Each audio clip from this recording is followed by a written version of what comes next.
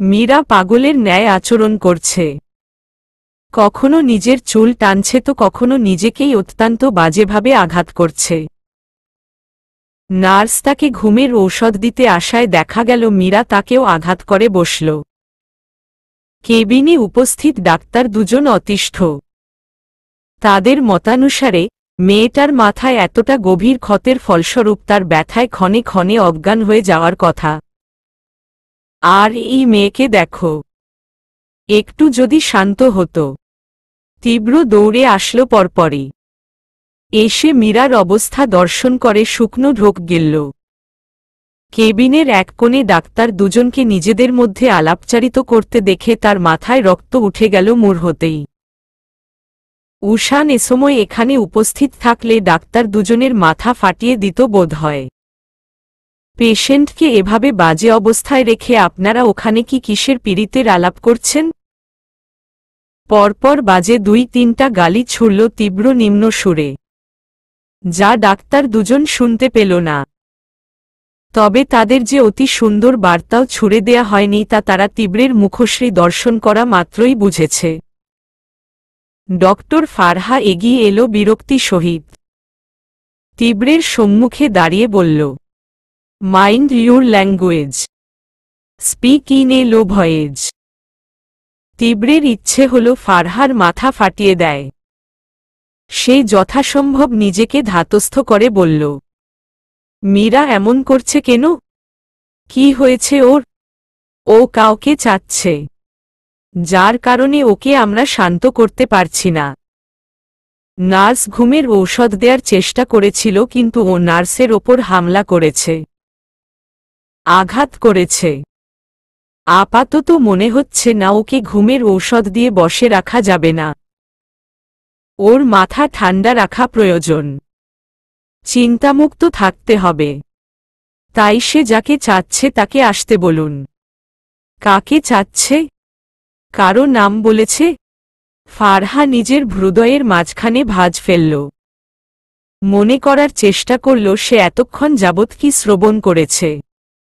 কাঙ্ক্ষিত বার্তা স্মরণে আসতেই শুধাল, ও বলছে উষান।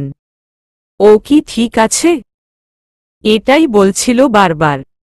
উষান কে? আপনি? তীব্র দীর্ঘ নিঃশ্বাস ফেলল। মীরার দিকে আওর চোখে তাকিয়ে জবাব দিল, উষান হার হ্যাজবেন্ড।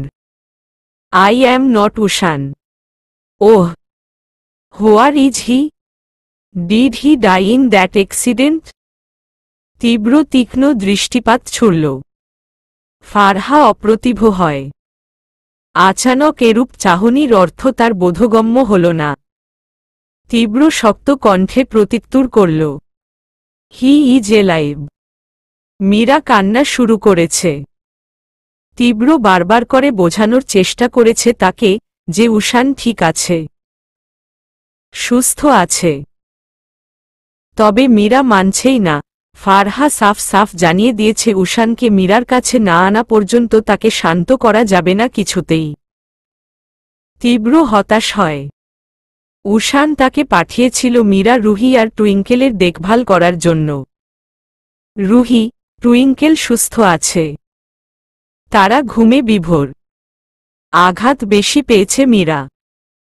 তার মাথায় স্টিচ লেগেছে, হাত ভেঙেছে, পা মচকে গিয়েছে। উষান আপাতত অ্যাক্সিডেন্ট স্পটে আছে।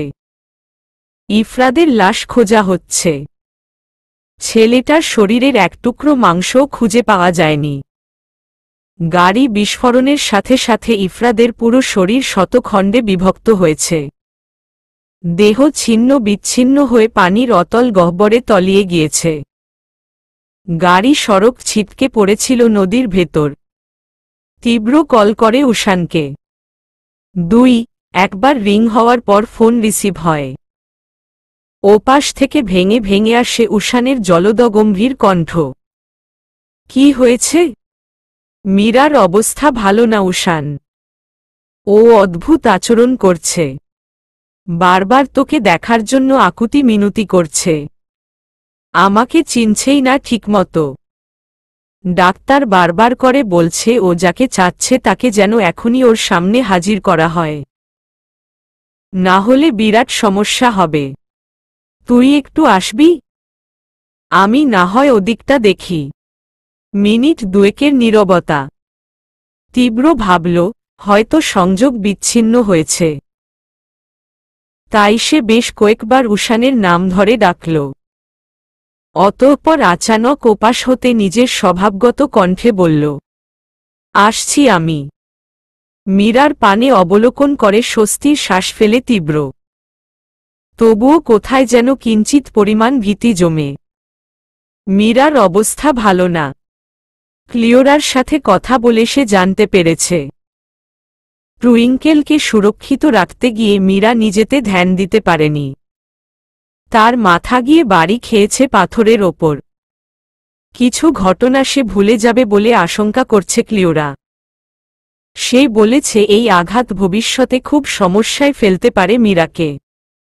আম্মু, আমাদের তো যথেষ্ট পরিমাণে টাকা আছে, তবুও কেন তুমি আমায় প্রতিনিয়ত টাকার জন্য মানুষ খুন করতে বলছো? আমার আর এসব ভালো লাগে না আম্মু। আমাকে তুমি মুক্তি দাও। বাবাকে ফেরত দাও। রাহনুমা পানি খাচ্ছিল। সিয়ার কথা তার কর্ণপাত হতেই হাতের কাচের গ্লাসটি সে সিয়ার পায়ের দিকে ছুঁড়ে মারে সশক্তিতে। অস্ফুট আর্তনাদ বেরোয় তৎক্ষণাৎ সিয়ার ওষ্ঠাধর প্রসারিত হয়ে। পায়ের দিকে অবলোকন করতেই দর্শন হয় কাচের গ্লাসের প্রত্যেকটি ক্ষুদ্র ক্ষুদ্র টুকরো তার পায়ের নরম মাংস ভেদ করে ভেতরে ঢুকে গিয়েছে। শুষ্ক ভূমিতে ক্ষণেই রক্তিম তরল পদার্থ দ্বারা সিক্ত হয়। রাহনুমা দ্রুত পদে এগোল সিয়ার সন্নিকটে।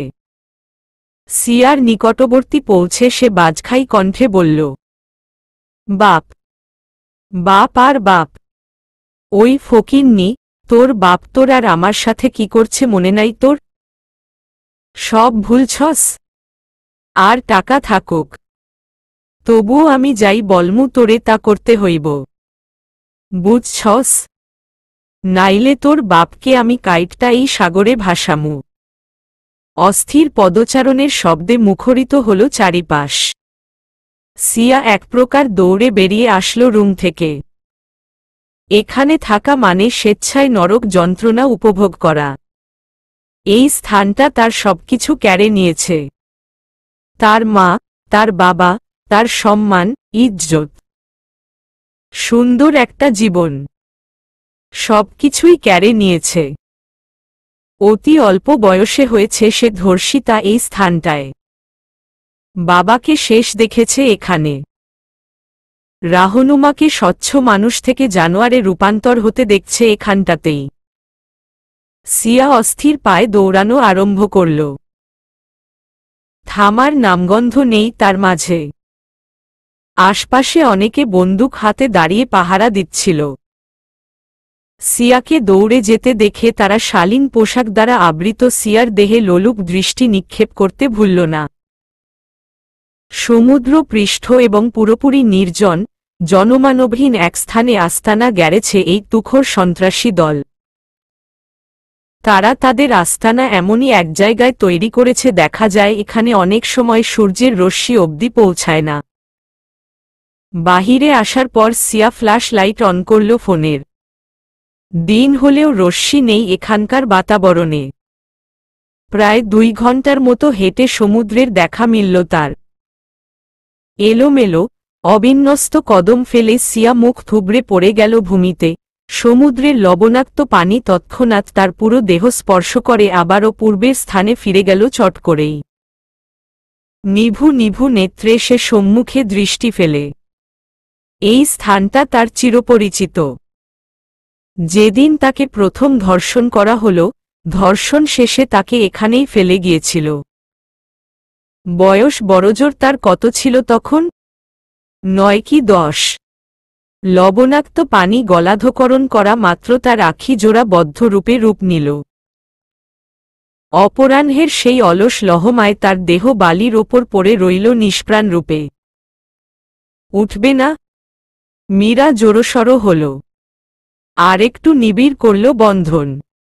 দূরত্ব ঘুচালো মধ্যকার। উষানের বক্ষস্থলে ঘন ঘন মুখে ঘষে বুক ভরে শ্বাস টানল।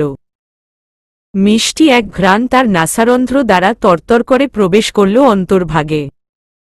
পুরুষালী ঘ্রাণ। উষানের গা থেকে মৃদু রূপে আসছে। প্রায় 4-5 মিনিট পর মৌনতা কাটাল মীরা। অভিযোগের স্বরে বলল, আপনি খারাপ, বেয়াদব, অসভ্য। উষান হেসে উঠল। হাসি থামল মিনিটখানেক পর। গাঢ় কণ্ঠে সে বলল, আচ্ছা, লুকিয়ে লুকিয়ে আমাকে শেহজাদা কিন্তু আপনিই বলেন ম্যাডাম। বাহিরে এসব আমাকে দেখিয়ে অসভ্য, বেয়াদব বলে লাভ নেই। স্থির মুখশ্রীতে ত্রপা এসে আক্রমণ করে বসল। মেধহীন শ্যাম বর্ণের গাল দুটো হল লাল। অন্তঃস্থল প্রশ্ন ছুড়ল, লোকটা জেনে গিয়েছে তাহলে? আমাদের বিয়ে হয়েছে। এই ব্যাপারটা আগে পরিষ্কার করে বললে কি হতো আপনার? হাত পা ভেঙে ফকির হয়ে রাস্তার ভিক্ষুক হয়ে যেতেন? ফকির তো হতাম না ম্যাডাম, তবে এখন যে আপনাকে সামলাতে এটাই কাজে দিল। আগে বললে এই ট্রিক্স কাজে লাগত? উহু, কথাটা সঠিক বই কি। মীরার অস্থির আনচান অবস্থা স্থির করতে উষানের বলা মাত্র একটি বাক্য অস্থির মীরাকে চির নিস্তব্ধ করেছে। শিথিল করেছে মীরার পাগলামি, ছোটাছুটি। মীরা এখন থেকে উষানের বউ। তাদের বিয়ে হয়েছে। বাগদায় শ্রবণ করা মাত্র মীরা মৌনতায় ধাপ টেনেছিল নিজের মাঝে। উষান মীরাকে গভীর সূক্ষ্ম দৃষ্টিতে পর্যবেক্ষণ করে নিল পুরো লহমা জুড়ে। তার চাহনি বেফাঁস, একটু অন্যরকম। মীরার পিঠে নিজের হাত শক্তপোক্ত করে স্থাপন করে মীরাকে কাছে টানল সে। কণ্ঠের খাদ নামিয়ে হিসহিসিয়ে বলল, এভাবে লজ্জা পাচ্ছেন কেন ম্যাডাম?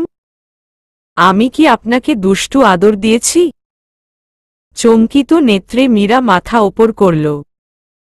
দৃষ্টি একত্রিত হল দুজনের। উষানের নেত্রে বজায়মান অদ্ভুত উচাটন অনুভূতি পড়ে শিরশিরিয়ে উঠল তার সর্বাঙ্গ। উষান নিয়ন্ত্রণহীন হল ক্ষণেই, অস্থির কণ্ঠে শুধাল, কাঁপাকাঁপি থামান ম্যাডাম, আমি কন্ট্রোলেস হয়ে পড়ছি। উষান থামল। কিয়ৎ পর আচানক বলে উঠল, তোমাকে চুমু খেতে ইচ্ছে করছে মীরা। Can I? অনুমতি চাইল ঠিকই, তবে উচাটন অন্তকরণ অনুমতির অপেক্ষায় আর রইল না।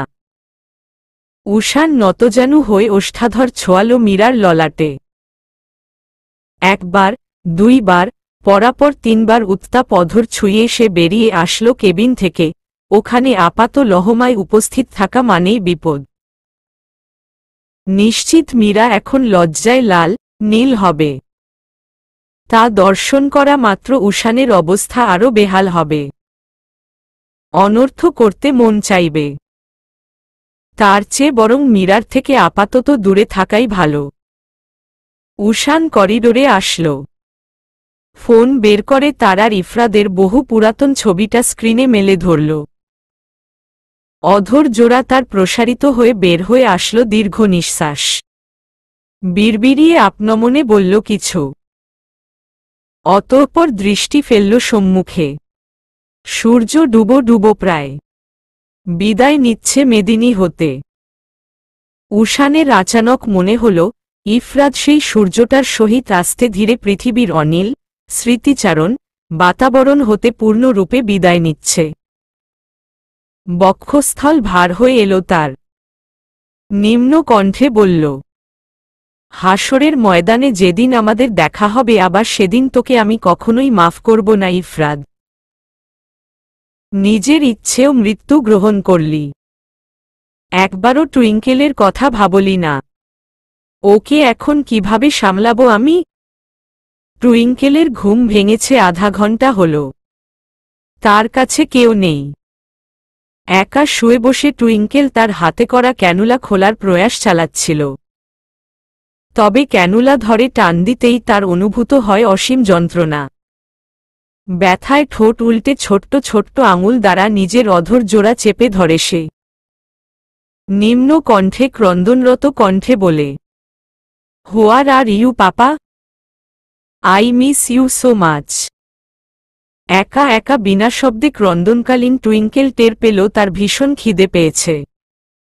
সাথে প্রাকৃতিক ডাকও এসেছে। লহমায় তার অবস্থা এলোমেলো, অবিন্যস্ত হয়ে পড়ল। পায়ে এমন মোটা ব্যান্ডেজ, তার ওপর হাতে লাগানো ক্যানুলা। এভাবে করে সে ওয়াশরুমে যাবে কি করে?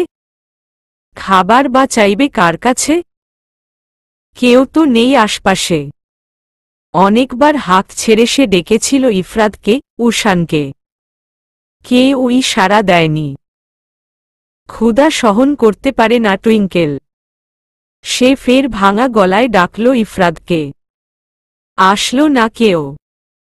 ঠোঁট ভেঙে ডুকরে কেঁদে উঠল টুইঙ্কেল।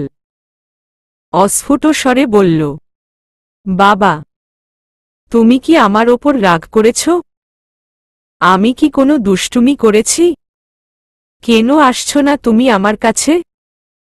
আই প্রমিজ বাবা, আমি আর দুষ্টুমি করব না। তুমি একটু আমার কাছে আসো। হাতে ব্যথা করছে আমার, ফু দিয়ে দাও না। ক্ষুধা পেয়েছে বাবা, একটু খেতে দাও। গুমোট নিস্তব্ধ কক্ষটায় টুইঙ্কেলের বক্ষপিঞ্জর ভাঙা আর্তনাদ ছিটকে গিয়ে ছড়ালো চারপাশে। সময়ের সাথে পাল্লা দিয়ে বাড়ল ক্রন্দনের গতি। কারো দেখা নেই তবুও। তীব্র ক্ষুধার চোটে অনাকাঙ্ক্ষিত অদৃশ্য এক কষ্ট ছাপ নিয়ে টুইঙ্কেল তুলতুলে সেই বিছানায় পড়ে রইল অনেকক্ষণ ফুটবল রূপে। উজান আজকাল বিশেষভাবে পর্যবেক্ষণ করার পর একটা জিনিস উপলব্ধি করেছে, আর তা হচ্ছে সিয়া। সিয়ার ব্যাপারটা। সিয়া ইদানিং খুব বেশি তার সাথে ঘনিষ্ঠ হওয়ার চেষ্টা করছে। জানার আগ্রহ প্রকাশ করছে তার ব্যক্তিগত জীবন সম্পর্কে। সিয়ার আরও কিছু ব্যবহার এবং আচরণ উজানকে দিনকে দিন নানাবিধ প্রশ্নের সামনে ঠেলে দিচ্ছে। সিয়াকে তার নিকট সুবিধার ঠেকেছে না, একটুও না। গণ্ডগোল আছে বিশাল আকৃতির। সে কয়েকদিন আগেই জানতে পেরেছে রাহনুমা, সেই তুখোর সন্ত্রাসী দল, তারা উজানের পিছে লোক লাগিয়েছে।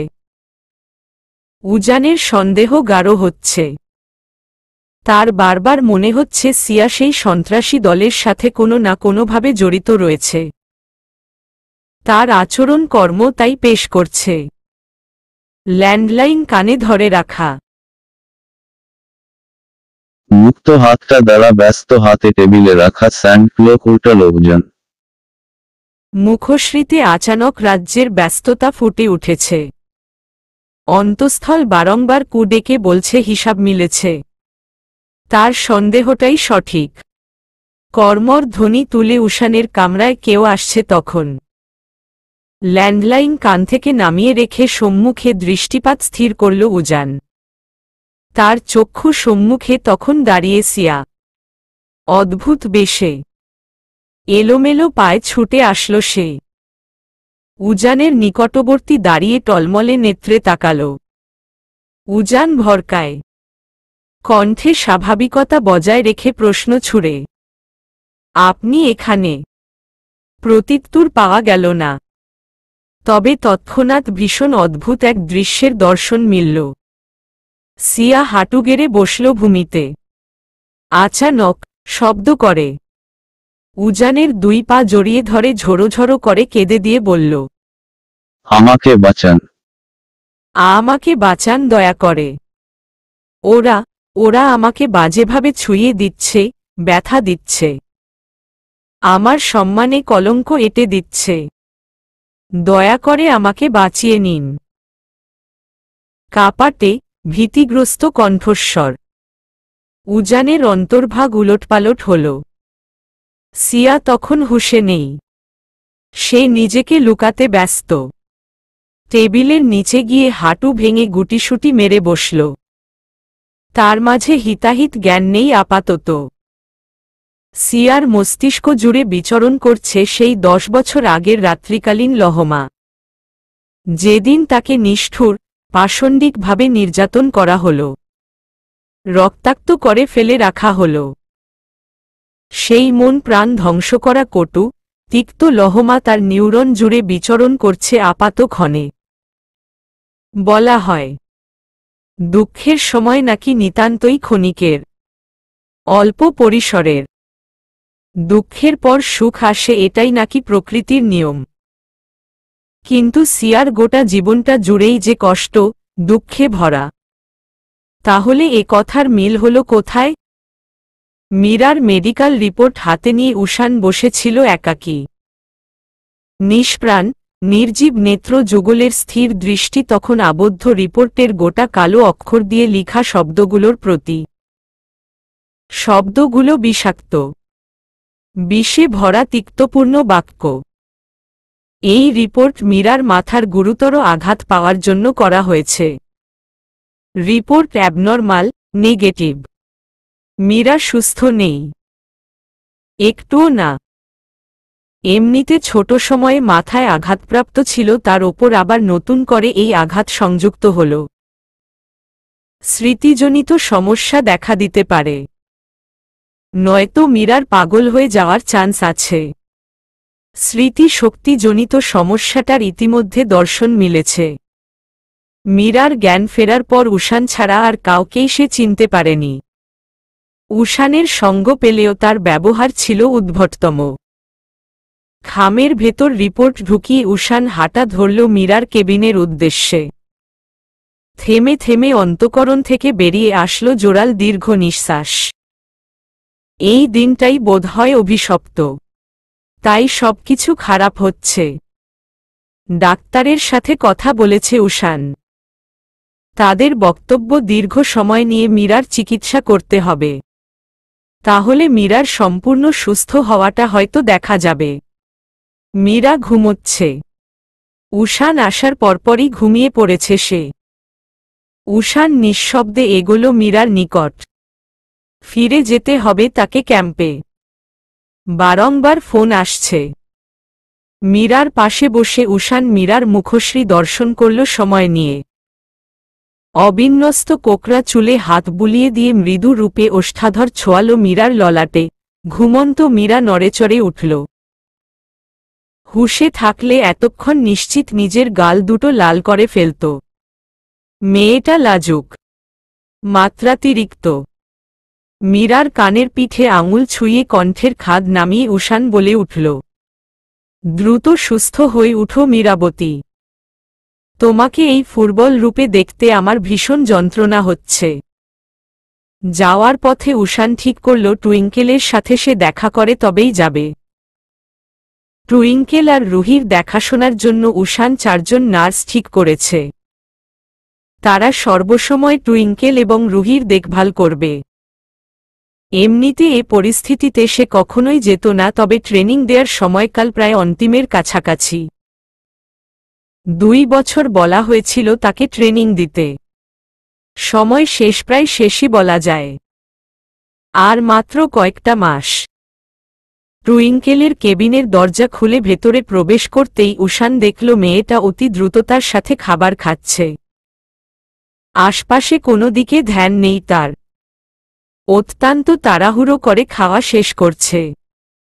উষান মৃদু হেসে এগোল। টুইঙ্কেলের পাশে বসে ওকে টেনে নিজের কোলে বসাল। অতঃপর বলল, আস্তে খাও প্রিন্সেস, গলায় খাবার আটকে যাবে তো। মেয়েটা শুনল বলে মনে হল না।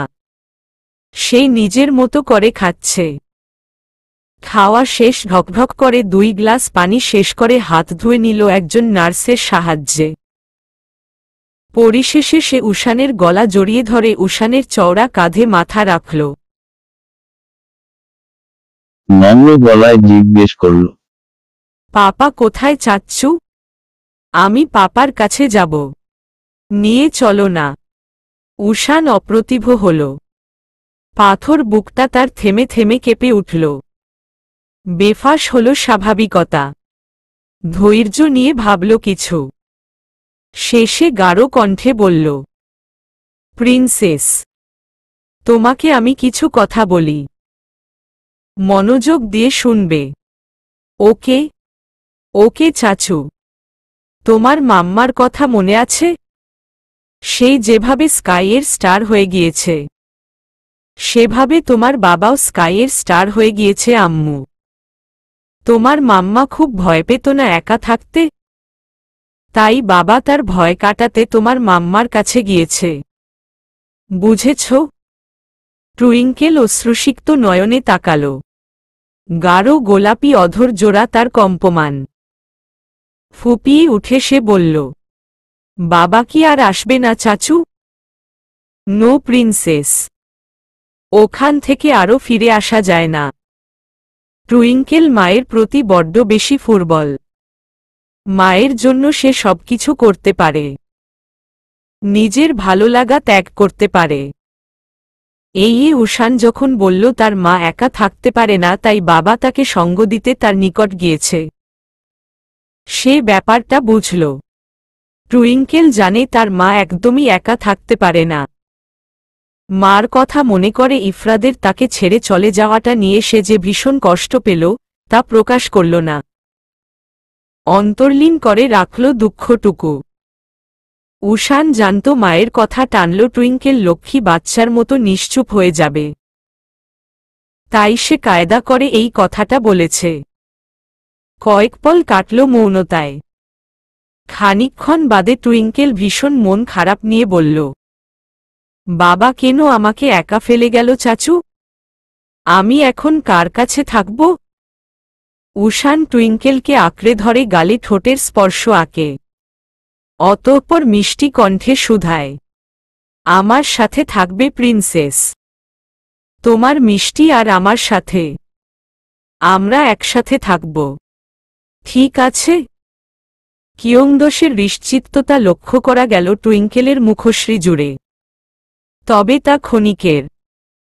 উশান তার থেকে বিদায় নিয়ে নার্স দুজনকে কড়া গলায় শাসিয়ে গেল যাতে টুইঙ্কেলকে চোখের দৃষ্টি আড়াল না করে। উশান বেরিয়ে যেতেই নার্স দুটো টুইঙ্কেলকে শাসাল। ধমক দিয়ে বিছানায় শুইয়ে দিয়ে তারা দুজন প্রস্থান করল কক্ষ হতে।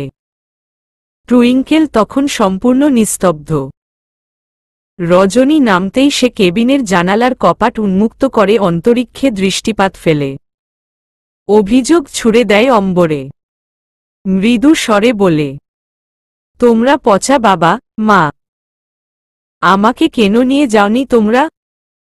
একাকিত্বের প্রহর বিচরণকালীন টুইঙ্কেল বুঝল তার পাশে কেউ নেই, কেউই নেই।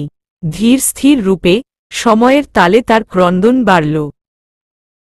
মাটিতে গড়াগড়ি খেয়ে সে কান্না শুরু করল।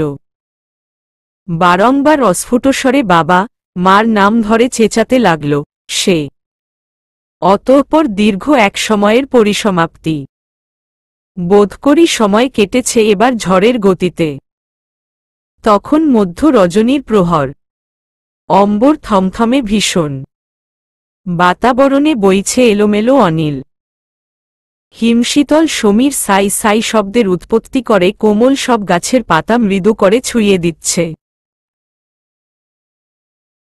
নিঃস্বকালো অন্তরিক্ষে চুমু দিচ্ছিল কমলাটে মেঘের দল। থেমে থেমে কিয়ৎ সময় পরপর মেঘেরা গর্জন করে মেদিনী কাঁপাচ্ছে। মেঘমেদুর অম্বর হতে আসা দানবীয় গর্জন শ্রবণ করে তন্দ্রাঘরে মৃদু পরিমাণে নড়েচড়ে উঠছিল টুইঙ্কেল। নেত্রপল্লব আঠার ন্যায় একে অপরের সাথে যুক্ত থাকায় সে আর নেত্রযুগল উন্মুক্ত করতে পারল না।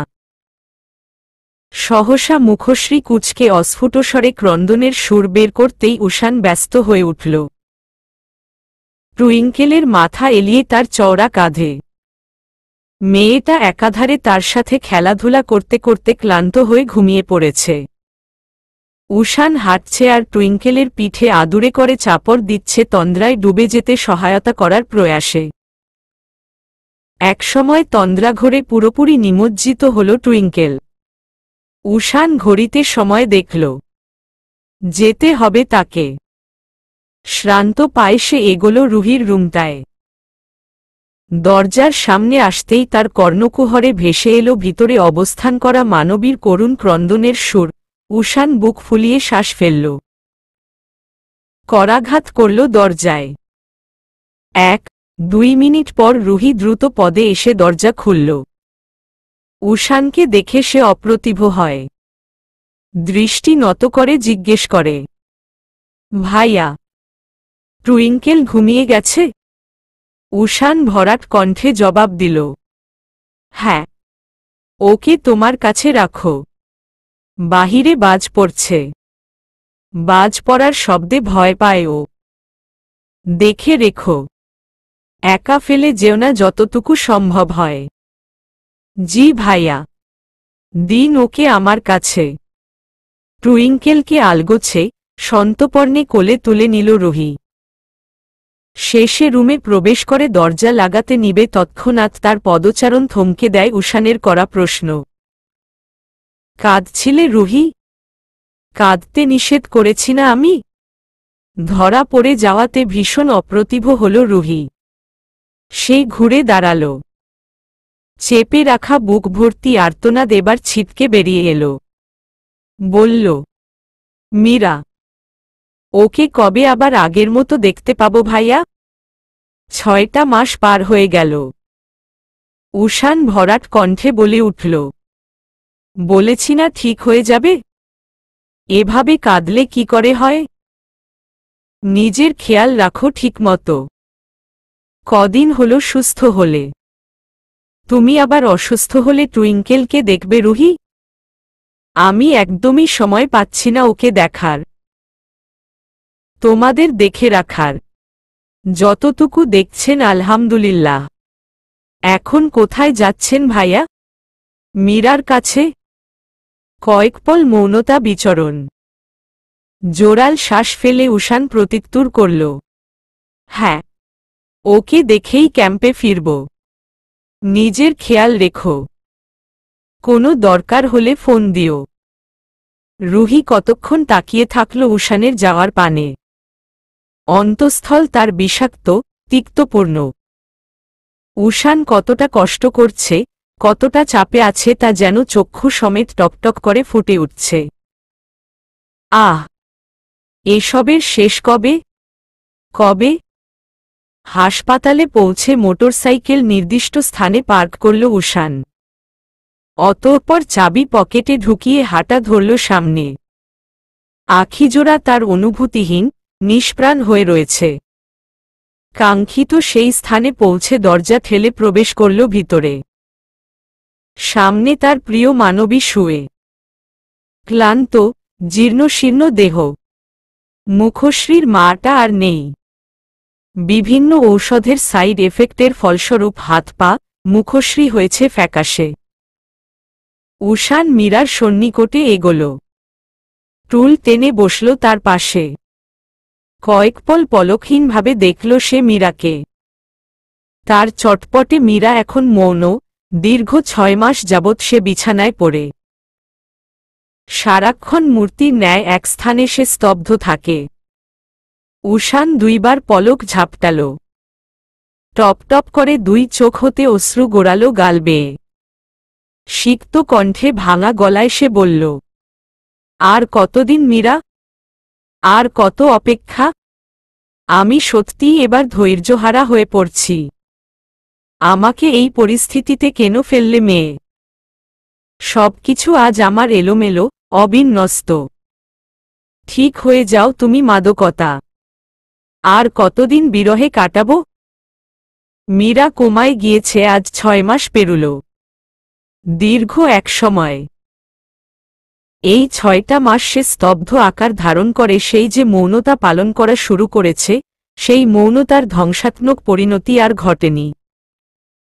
মানবী একবারও চক্ষু জোড়া আর উন্মুক্ত করে দেখেনি।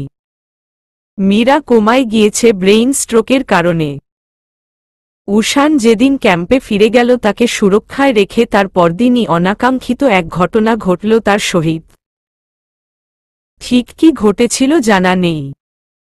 তবে সে ঘটনার জেরে মীরার সর্বপ্রথম ব্রেইন স্ট্রোক হয়েছে।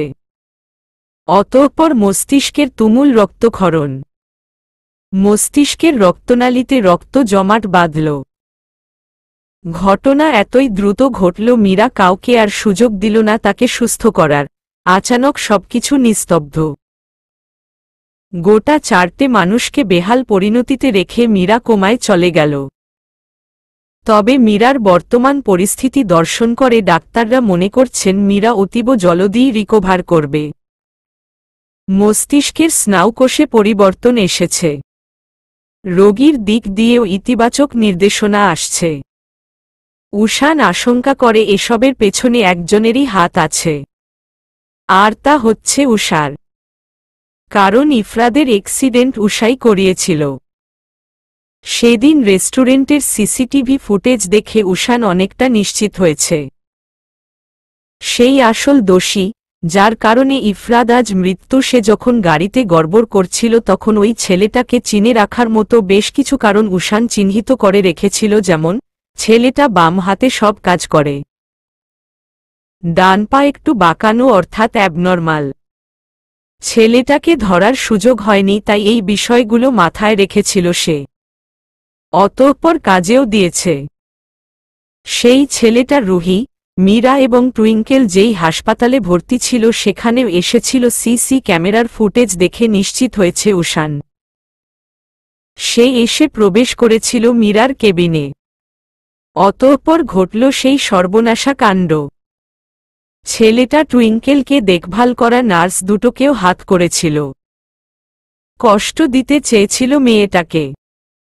রুহিকেও মেরে ফেলার পরিকল্পনা ছিল। তবে তার আগেই উষান সবকিছু আয়ত্তে আনার চেষ্টা করেছে। রুহি, টুইঙ্কেল সুস্থ হয়ে উঠাতে তাদের বাসায় এনে বাসার বাহিরে সর্বসময় সুরক্ষা দেওয়ার স্বার্থে গার্ড রেখেছে 3 জন। মীরাকে ভর্তি করিয়েছে এখানকার আর্মি হাসপাতালে। আর্মি হাসপাতালে মীরা সম্পূর্ণরূপে সুরক্ষিত। তবে এখানে ভর্তি করাতে কিছুটা হলেও বেগ পেতে হয়েছে উষানকে। টুইঙ্কেল এখন অনেকটাই স্বাভাবিকতা। রুহি সুস্থ। মাঝখান থেকে এলোমেলো শুধু মীরা। টুইঙ্কেল এখন নিয়ম করে স্কুলে যায়, বিকেলে বন্ধুদের সাথে খেলাধুলা সানহ হলে রুহির সঙ্গ, অতঃপর রাত্রি নামলে উষানের সাথে তার জম্পেশ আড্ডা বসে। শত কষ্ট হলেও উষান কোনোরকম ক্যাম্প থেকে সময় বের করে রাতে আসে টুইঙ্কেলের কাছে। ও ঘুমিয়ে গেলে রওনা দেয় মীরার নিকট। মীরার কাছে মাঝরাত পর্যন্ত থেকে সেখান থেকে তাহাজ্জুদের নামাজ পড়ে চলে যায় আবার ক্যাম্পে। প্রতিদিনকার মতো আজও উষান সালাত আদায় করতে প্রস্তুতি নিল। সালাত শেষে সে শেষবারের মতো মীরার মুখশ্রী দর্শন করে আলতো করে মীরার গাল ছুঁয়ে দিয়ে বেরিয়ে গেল। প্রভাতের আলো ফুটতে শুরু করেছে। ভোর হওয়ার পূর্বেই তাকে ফিরতে হবে ক্যাম্পে, না হলে বিশাল সমস্যা। তমসা বিরাজ করা ছোট্ট কক্ষ হতে ভেঙে ভেঙে ভেসে আসছে কারো আকুতি মিনতি। বাঁচার জন্য প্রবল আকাঙ্ক্ষা তার কণ্ঠে নিপুণভাবে প্রকাশ পাচ্ছে। দরজার এপাশে দাঁড়িয়ে উষান ঠোঁট বাঁকিয়ে হেসে ফেলল। হাতে তার প্রিয় সেই ছোট্ট ছুরিটা। দরজায় এক প্রকার লাথি মেরাই ভেতরে প্রবেশ করল উষান।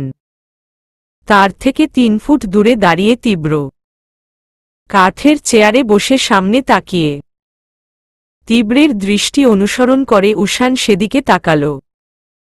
পরপর হাঁটা ধরল সেদিকের উদ্দেশ্যে। হাঁটু গেড়ে রক্তাক্ত অবস্থায় বসে রয়েছে কেউ। পুরো দেহ তার রক্তাক্ত। রক্তিম তরল দ্বারা রঞ্জিত তার পরনের পোশাক। উষান লম্বা কদম ফেলে ছেলেটার গলার পিছনে হাত দিয়ে চুল মুঠো করে ধরল। মুখশ্রীতে গম্ভীরতা টেনে তুমুল আক্রোশ নিয়ে হুঙ্কার ছেড়ে বলল, তোকে কে পাঠিয়েছে? উষা, জলদি বলবি, সময় 1 মিনিটেরও কম। তীব্র শার্টের হাতা ঝাড়া মেরে উঠে দাঁড়াল। বলল, দোস্ত, ইংলিশ না স্প্যানিশে বল। এইটা ইংলিশ বুঝে না তেমন। আমি স্প্যানিশ ভাষা পারি না, তাই কোনো কথা এখনো বের করতে পারি নাই। মাত্রাতিরিক্ত বিরক্তিমাখা নজরে এক পলক তীব্রকে দর্শন করে উষান ফের দৃষ্টি ফেলল ছেলেটার প্রতি। ভীতিগ্রস্ত নয়নে কেমন হাঁসফাঁস করছে সে। উষান স্প্যানিশে বলল, ছেলেটা জবাব দিচ্ছে না দেখে হাতের সেই ধারালো ছুরিটা ছেলেটার বাম হাতে ঢুকিয়ে দিল। তীব্র যন্ত্রণায় ছারখার হয়ে সে এবার স্বীকার করল, উষাই তাকে পাঠিয়েছে। তাকে বলা হয়েছিল ইফরাদ, টুইঙ্কেল, রুহি এবং মীরা, এই চারজনকে জানে মেরে ফেলতে। কারণটা জানতে চাইল না উষান। সবটা সম্পর্কেই অবগত সে। কেন উষা এমন করছে তা সে জেনেছে কদিন পূর্বে। উষান হাতের ছুরিটা ছেলেটার কণ্ঠনালী বরাবর 2-3 বার ঢুকিয়ে নিথর মৃতদেহটাকে ধাক্কা দিয়ে ছুঁড়ে ফেলল ক্ষীণ দূরে। পরিষ্কার পরিচ্ছন্ন হয়ে উষান অপরাহ্নের দিকে এসেছে হাসপাতালে। তার উচাটন মন আজ হুট করেই আনচান করছে। ছটফটিয়া অন্তরালকে শিথিল করার প্রয়াসে মীরার নিকট ছুটে আসা।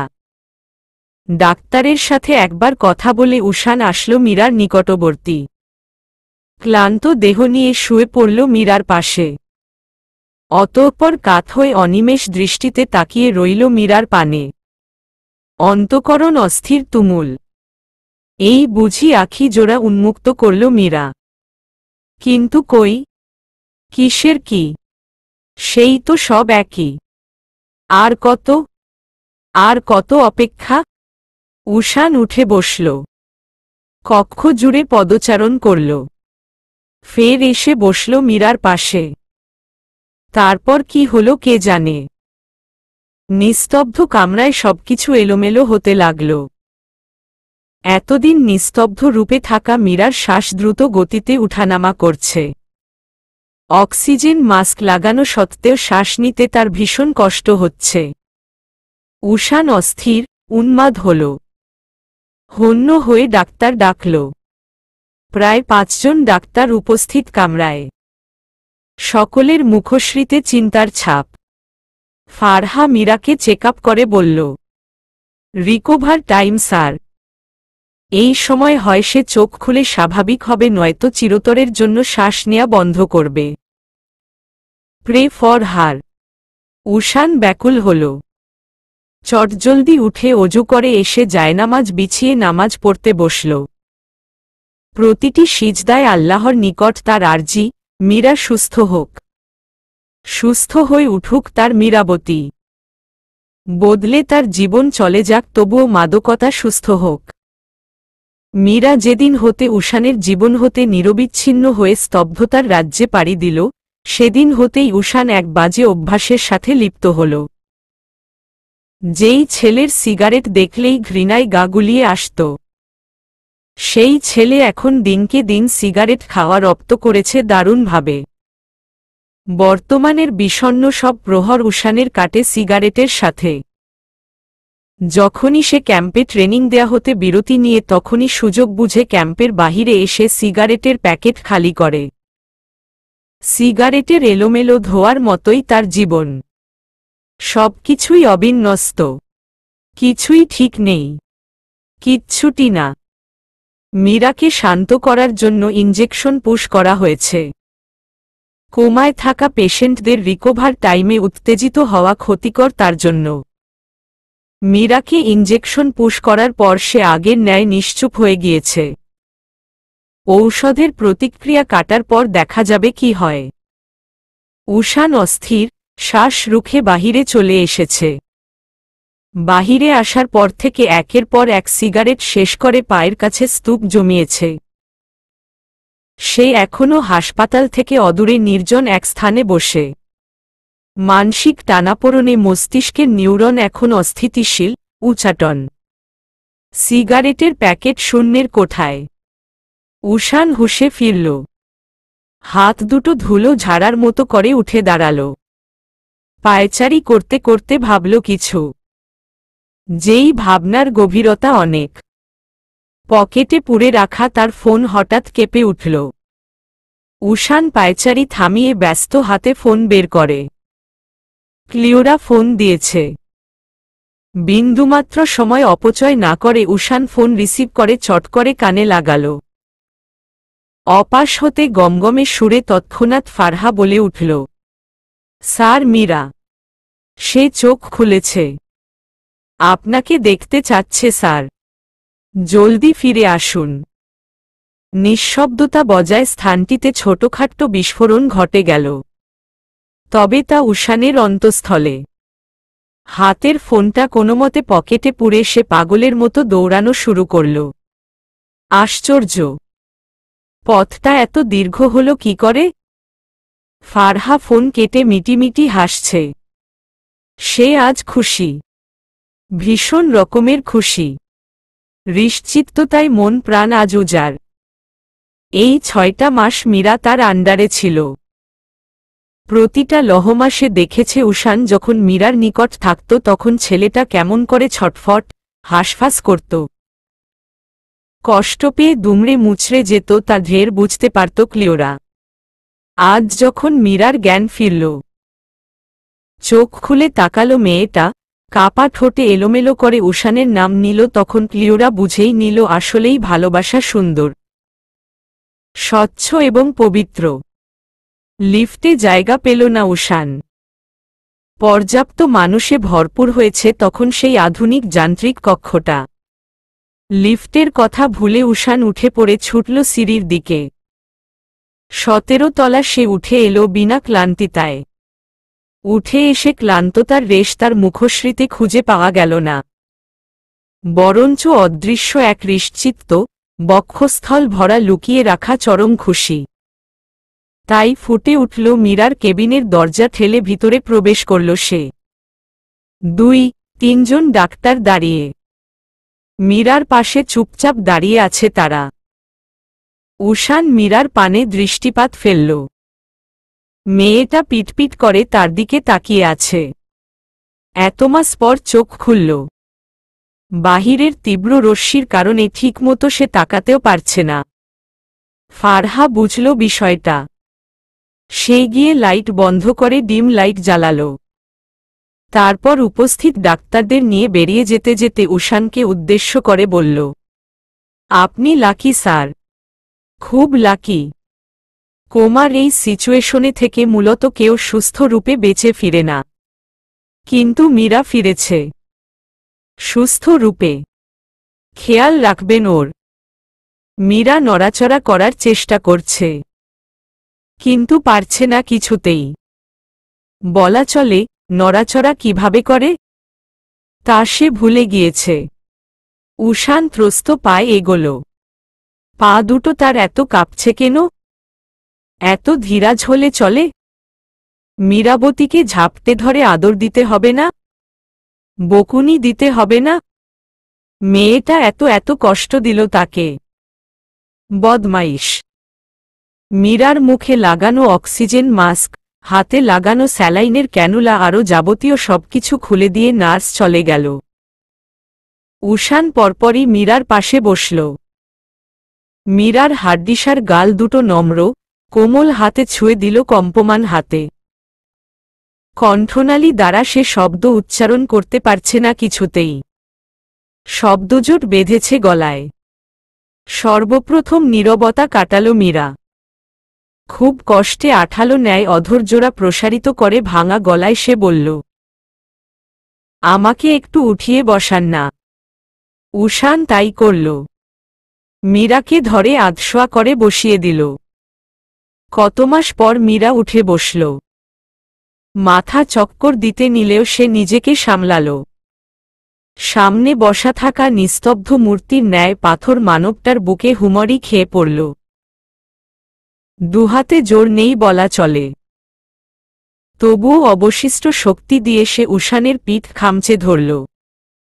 ধারালো আঘাতে অস্ফুটস্বরে আর্তনাদ করে পুরোপুরি শান্ত হল উষান। মীরার পিঠে সে এক হাত রাখল, অন্য হাত দিয়ে মীরার গাল ধরে নিজের দিকে ফেরাল। মেয়েটার ঠোঁট দুটো কেমন অবিরত কাঁপছে। কাঁদবে বোধ হয়। আখি দুটো কেমন টলমলে হয়ে। দীর্ঘ 6 মাস আমায় নরক যন্ত্রণা দিয়েছ মীরা। এই যন্ত্রণার উপশম দাও এবার। একটু আদর করি, জাস্ট একটুখানি। কণ্ঠ জমাট। মীরা নতজানু হল। স্বগতোক্তি করে বলল, নির্লজ্জ লোক। এত লজ্জার কথাটা সে মুখে বলে কি করে? লোকটা কি বুঝে নিতে পারে না তার ইশারা? হা। মীরার অন্তঃকরণ বার্তা বোধ করি উষান বুঝে নিল চট করে। সে মাথা নিচু করে অধর ছোয়ালো মীরার গালে। অনবরত আদুরে স্পর্শ একে দিল সময় নিয়ে। মীরা তখন গুটিসুটি মেরে এমন ঝঙ্কার তোলা আদর পেয়ে ঘন ঘন শ্বাস ফেলে উষানকে দূরে ঠেলে দেওয়ার চেষ্টায় সে ব্যর্থ হল। উষান খপ করে তার হাত ধরে ফেলে হিসহিসিয়ে বলল, আজ না মীরাবতী, আজ বাধা দিও না। আজ বাধা দিলে উষান রেজওয়ান সেই বাধা মানবে না। বাদামি রঙের মীরার ওষ্ঠাধর। উষান আলতো করে ছুঁয়ে দিল মীরার অধর জোড়া আঙুল দিয়ে। 2-3টে প্রগাঢ় চুমু খেয়ে উষান মীরাট জীর্ণশীর্ণ দেহটাকে নিজের সাথে আলতো করে জড়িয়ে ধরে রাখল।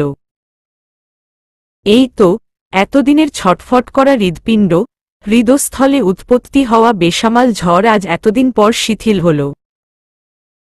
কতক্ষণ এভাবে উষ্ণ আলিঙ্গনে নিবন্ধ হয়ে কেটে গেল দুজনের কারোরই জানা নেই।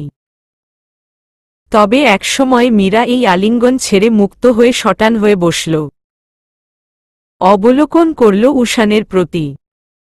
উষান তখন প্রশ্নবিদ্ধ নজরে তাকিয়ে। সে জিজ্ঞেস করল, কি হয়েছে? দূরে সরে গেলে কেন? কাছে এসো। উষানকে খুঁটিয়ে খুঁটিয়ে দর্শন করতে ব্যস্ত মীরা। সে উষানের বলা বাক্যটা শ্রবণ করেও সে উষানের কাছ ঘেঁষল না। কিছুক্ষণ পর ভাঙা গলায় প্রশ্ন করল, কতদিন ধরে খাওয়া দাওয়া করেননি? শার্টের কলার ঠিক করল উষান। মীরাকে আলতো হাতে টান দিয়ে নিজের কাছে এনে ফের আলিঙ্গনে আবদ্ধ করল। উত্তর দিল না কোনো। মীরা তাতে ক্ষুব্ধ হয়। পুনরায় জিজ্ঞেস করে, উত্তর দিচ্ছেন না যে? এতদিন ঘুমালে, ঘুম থেকে উঠেই এত রাগ? শান্ত হও। আপনি আগে আমার প্রশ্নের উত্তর দিন। নিজের এই অবস্থা করেছেন কেন? আপনাকে দেখে মনে হচ্ছে ছ্যাঁকা খেয়ে ব্যাকা হওয়া সন্ন্যাসী প্রেমিক। সত্যি করে বলুন তো, আমি যখন অসুস্থ ছিলাম তখন আপনি অন্য কোনো মেয়ের সাথে রিলেশনে ছিলেন? উষানের উচিত মীরাকে ধরে এখন চড়ানো। ইচ্ছে হলও তাই, কিন্তু ইচ্ছে বাস্তবায়ন সে করল না। রুষ্ট চাহনি নিক্ষেপ করে সে গর্জে উঠল। বলল, উল্টোপাল্টা কথা বলবে না মীরা। তুমি জানো না আমার এই অবস্থা কেন? হা। পরিস্থিতি বিগড়ে যাচ্ছে। মীরা বুঝল। সে এই বিষয়ে আর কথা বাড়াল না। মিনিটখানেক পর নিম্ন সুরে বলল, ভাত নিয়ে আসুন। খিদে পেয়েছে? খাবে তো ভাত কি আমি ভূতের জন্য আনতে বলছি? কেবিন থেকে চলে গেল উষান। মীরার তারা উত্তর গায়ে মাখল না। রাগ লেগেছিল যদিও, তবুও চলে গেল। মীরা সেখানেই কোনোমতে ঠেস দিয়ে বসে রইল। শরীরে বিন্দুমাত্র শক্তি নেই বোধ হয়। বসেও থাকা যাচ্ছে না। হাত পা কেমন তিরতির করে কাঁপছে। উষান ফিরে আসলো 15 মিনিটের মাধ্যমে। চোখ মুখ তার আধারে বিলীন। মীরা তা দেখে চট করে বলল, কি হয়েছে? উষান মন খারাপ নিয়ে প্রত্যুত্তর করে, খাবার খেতে পারবে না এখন মীরা। ডাক্তার নিষেধ করল। বলেছে এখনই খাওয়া ঠিক হবে না। 1 ঘন্টার মতো ওয়েট করতে হবে। পারবে না? খুব বেশি ক্ষুধা পেয়েছে? মীরা মৃদু হেসে বলল, ভাত কি আমি আমার জন্য আনতে বলেছি? ভ্রুদ্বয়ের মধ্যে ভাঁজ ফেলল উষান। ভারী কণ্ঠে বলল, তাহলে এদিকে আসুন। উষান এগোল। খাবার প্যাকেট মীরার হাতে ধরিয়ে দিল। ভাত আনেনি উষান, ফ্রাইড রাইস এনেছে। তাছাড়া এখানে এ সময়ে আপাতত ভাত পাওয়াও সম্ভব নয়। মীরা চামচে করে কিছুটা রাইস তুলে নিল। উষানের মুখের সামনে তুলল চামচ। জেদ ধরে বলল, হা করুন তো জলদি, আমি খাইয়ে দিব আপনাকে। নিষেধ করবেন না, আপনার কথা আমি শুনব না। আপনার হাতে খাওয়ার সুযোগ আমি কিছুতেই মিস করব না ম্যাডাম। চামচে খাবার তুলে একনাগারে উষানকে খাওয়াচ্ছে মীরা। তার হাত দুটো কাঁপছে প্রবল। কাঁপি থামানোর প্রবল চেষ্টা করছে মীরা। লোকটা নিশ্চিত তার কাঁপা হাত দেখলে আর খাওয়াতে দেবে না। এটা আপাতত চাচ্ছে না মীরা। উষানকে কতদিন পর সে নিজ হাতে খাওয়াচ্ছে। আনন্দের চোটে তার নেত্রকোণে পানি এসে জমেছে। সে কোনোদিনও ভাবেইনি যে সে বেঁচে ফিরবে। উষান খাচ্ছে আর মীরাকে নির্নিমেষে দেখে যাচ্ছে। তার এখনো বিশ্বাসই হচ্ছে না তার সামনে মীরা বসে রয়েছে, তাকে খাইয়ে দিচ্ছে। কাল পর্যন্ত তো এই মেয়েটা এ সময় স্তব্ধতা ধারণ করে ঘুমোচ্ছিল, আর আজ দেখো। উষান ঠিক করল খাওয়া শেষে সে 2 রাকাত নফল নামাজ পড়বে আল্লাহর দরবারে শুকরিয়া আদায়ের জন্য। চলবে।